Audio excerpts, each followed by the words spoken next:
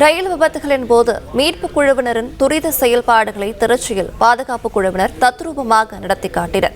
இது தொடர்பான விவரங்களை நம்முடைய செய்தியாளர் கலைவேந்தன் வழங்கிட கேட்கலாம். கலைவேந்தன், வணக்கம். இது பற்றிய கூடுதல் விவரங்கள்.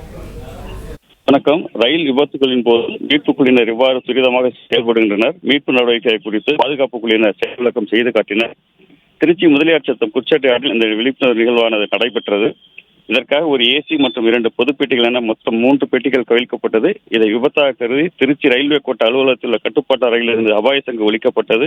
உடனே தளவாட பொருட்கள், அவசர சிகிச்சைக்கான மருந்து பொருட்கள், திரையிடக்கூடிய விபத்து மீட்பு ரயில் ஜங்ஷன் ரயில் நிலையத்திலிருந்து குச்சேட்டையாற்றுக்கு கொண்டு வரப்பட்டது.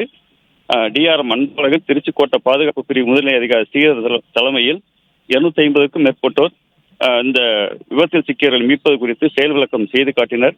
விபத்தில் சிக்கிய நபர்கள் மீட்கப்பட்டு முதலுதவி கொடுக்கப்பட்டு உடனடியாக 108 ஆம்புலன்ஸ் மூலம் மருத்துவமனை கொண்டு செல்வது உள்ளிட்ட பல்வேறு ஒத்திகை நிகழ்ச்சியானது தத்ரூபமாக செய்து காண்பிக்கப்பட்டது.